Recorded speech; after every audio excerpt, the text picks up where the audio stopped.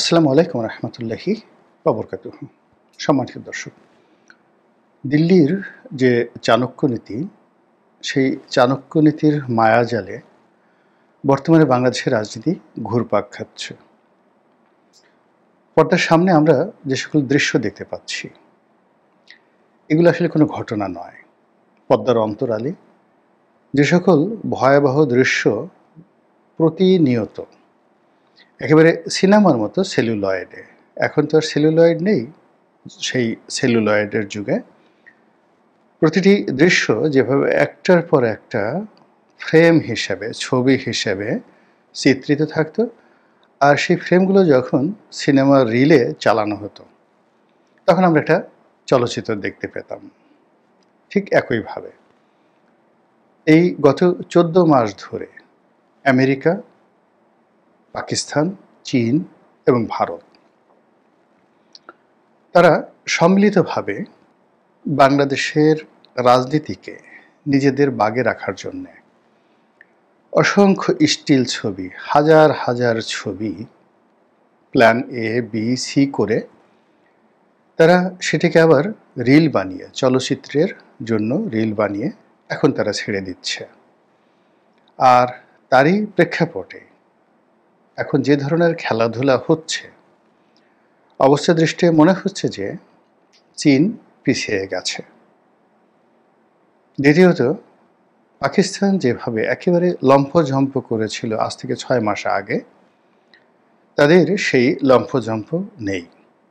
America যেভাবে সরাসরি বাংলাদেশের বিষয়ে হস্তক্ষেপ করতে চাচ্ছিল, সেই জায়গা থেকে তারা পিছিয়ে গিয়ে তাদের যে পুরনো বন্ধু ভারতের সঙ্গে তাদের যে কূটনৈতিক তৎপরতা ছিল এবং যেটা প্রায় গত 15 বছরের, সেই কূটনৈতিক তৎপরতার হাত দিয়েই বা হাত ধরে বাংলাদেশের প্রেক্ষাপটগুলো তারা এখন পরিচালনা করতে চাচ্ছে। ফলে অতীতের সব হিসাবপত্র এলোমেলো হয়ে গেছে। আপনি যদি এই মুহূর্তে কতগুলো বিষয় দেখেন যেগুলো নিয়ে রাজনৈতিক অঙ্গনে খুব ঝামেলা হচ্ছে, যেমন গণভোট, উপদেষ্টাদের মধ্যে বিভেদ, কোন কোন উপদেষ্টা বিএনপি করে, কোন কোন উপদেষ্টা জামাত করে, কিংবা প্রশাসনের মধ্যে বিএনপি, আওয়ামী লীগ, জামাত, এই ঘরানার যে বিভেদ, বেসংবাদ এই সময়টাতে এসে মারাত্মক আকার ধারণ করেছে। এরপর সেনা সদস্যদের বিচার, জুলাই আগস্টের সময়টিতে যারা গোলাগুলি করেছে, মানুষ হত্যা করেছে তারা, এবং একই সঙ্গে যারা সেই শেখ হাসিনার জমানাতে গুম এবং খুনের সঙ্গে জড়িত ছিল, তাদেরকে আসামি করে যে যুদ্ধাপরাধের ট্রাইব্যুনাল, সেখানে যে বিচার চলছে, সেই বিচার প্রক্রিয়াতে নজিরবিহীনভাবে সাবেক এবং বর্তমান সেনা কর্মকর্তারা এখন এখানে আসামি হয়ে যেভাবে হাজির হয়েছেন এবং যেভাবে তারা ক্যান্টনমেন্টের মধ্যে স্থাপিত বিশেষ জেলের মধ্যে আছেন, এয়ার কন্ডিশন করা প্রিজন ভ্যানে করে আসা যাওয়া করছেন, এগুলো নিয়ে পুরো বাংলাদেশের রাজনীতি উত্তাল।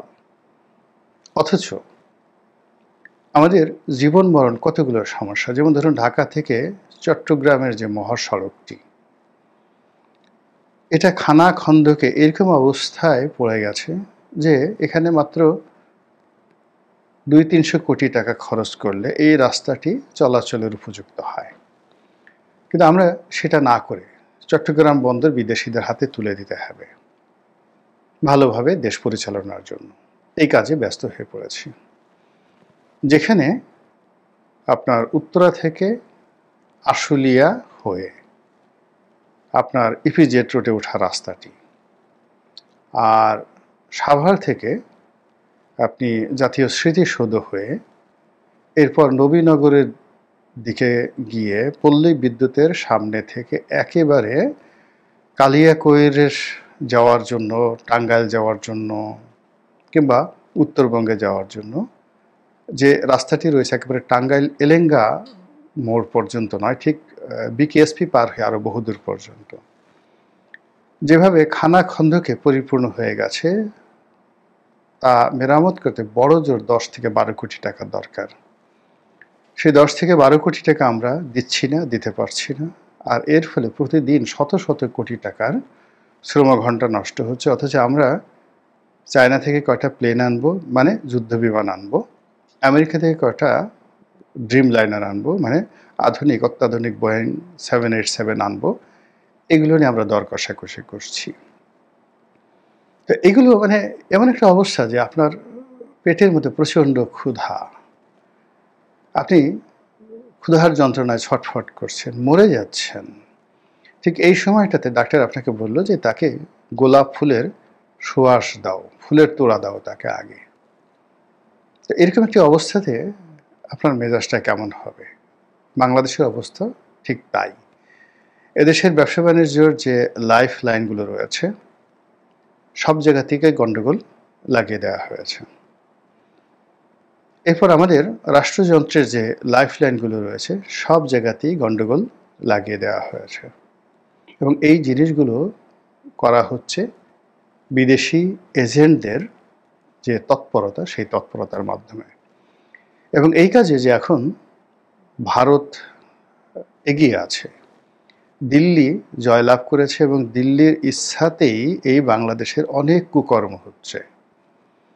এটা বোঝার জন্য আপনাকে রকেট সায়েন্টিস্ট বা রকেট বিজ্ঞানী হওয়ার দরকার নেই।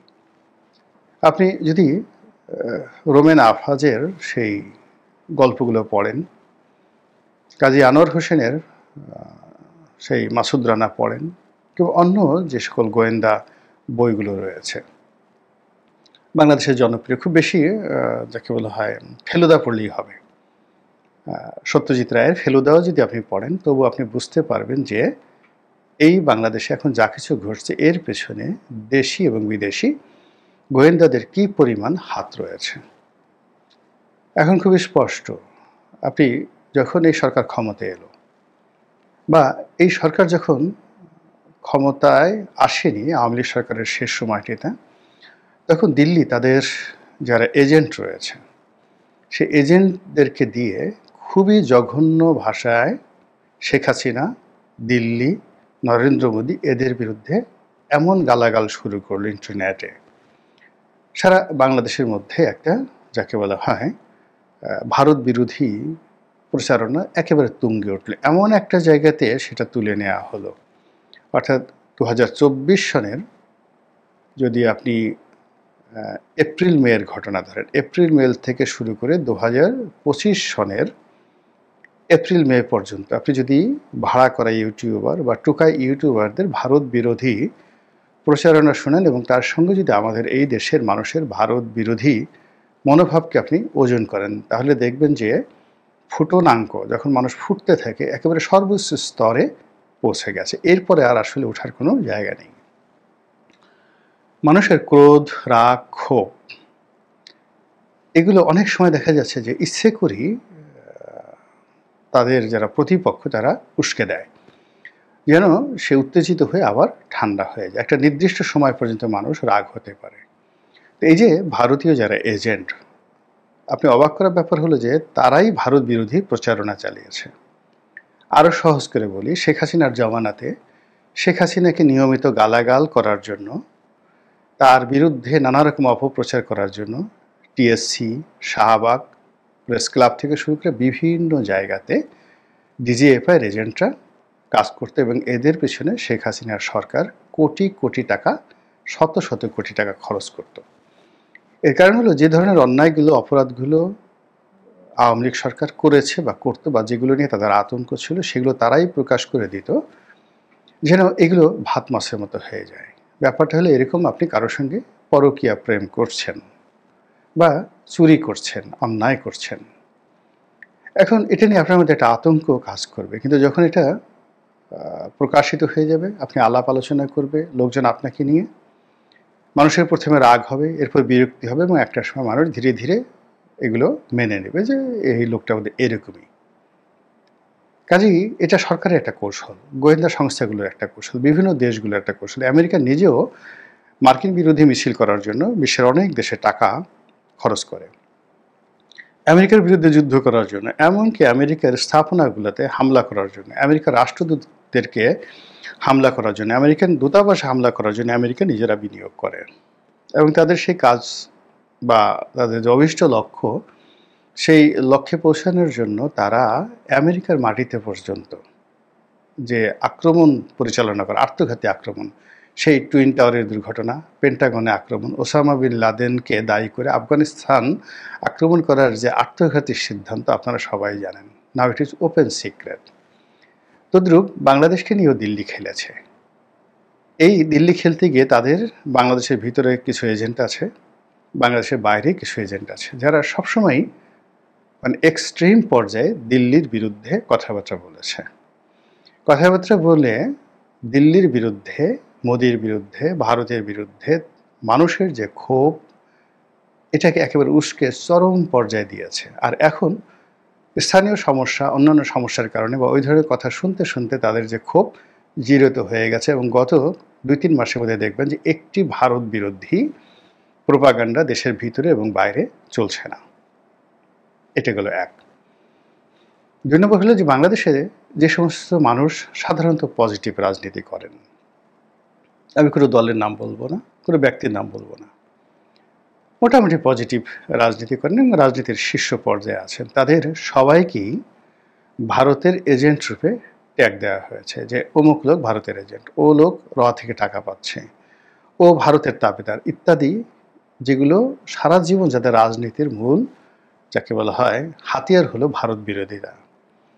এবং কোনো অবস্থাতেই তারা ভারতের সাথে নেগোসিয়েশন করবে না, কিন্তু বাংলাদেশের রাজনীতিতে তারা খুবই গুরুত্বপূর্ণ ব্যক্তি। এইরকম ব্যক্তিদেরকে গত কয়েক বছর ধরে ভারতের প্ররোচনায়, ভারতের অর্থে অনেকগুলো প্রোপাগান্ডা মেশিন তাদেরকে ভারতের বা রয়ের এজেন্ট হিসেবে বর্ণনা করা হয়েছে।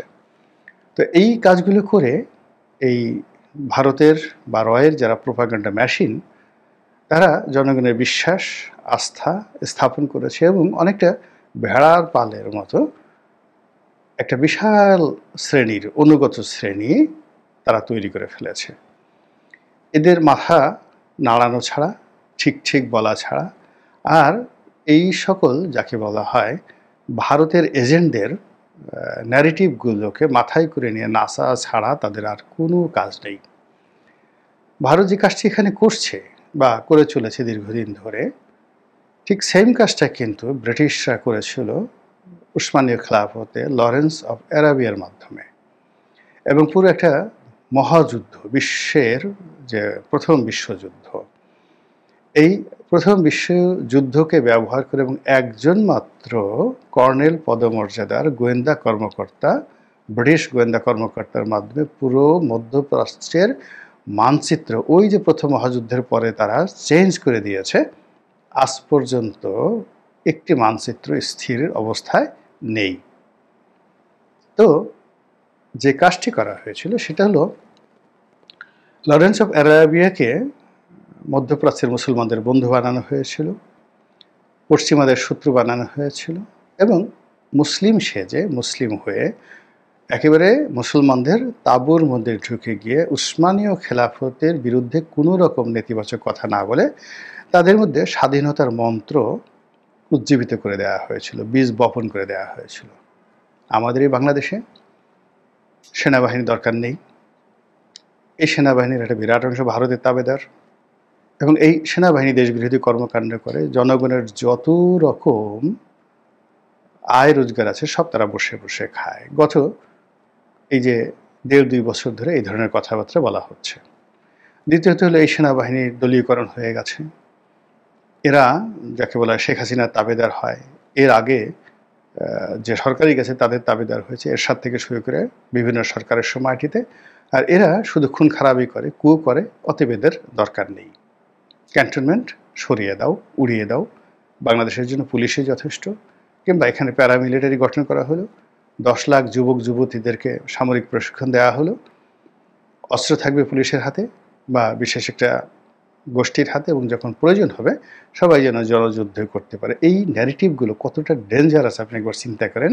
এই জিনিসগুলো এখন প্রচার করা হচ্ছে, আর এতে করে যে উপকার বা সবচেয়ে বেনিফিট হবে দিল্লি, সবচেয়ে বেশি বেনিফিট হবে নরেন্দ্র মোদী, সবচেয়ে বেশি বেনিফিট যদি হয় তাহলে আওয়ামী লীগ হবে, এবং শেখ হাসিনার জন্য হবে। এবং এই ন্যারেটিভগুলো এখন এতটা জনপ্রিয়তা পেয়েছে যে চোখ গোল গোল করে যে সমস্ত লোক অশ্লীল অশ্রাব্য ভাষায় সেনাবাহিনীকে গালাগাল দিচ্ছে, আওয়ামী লীগকে গালাগাল দিচ্ছে, ভারতকে গালাগাল দিচ্ছে এবং পাকিস্তানের ন্যারেটিভটা ফিরিয়ে আনার চেষ্টা করছে, 47 থেকে নতুন ইতিহাস তৈরি করার চেষ্টা করছে। আলটিমেটলি পুরো সমাজের মধ্যে বিভেদ, বিসংবাদ, ঘৃণাকে প্রবলভাবে জাগিয়ে দেওয়া হচ্ছে একটি সিভিল ওয়ারের দিকে।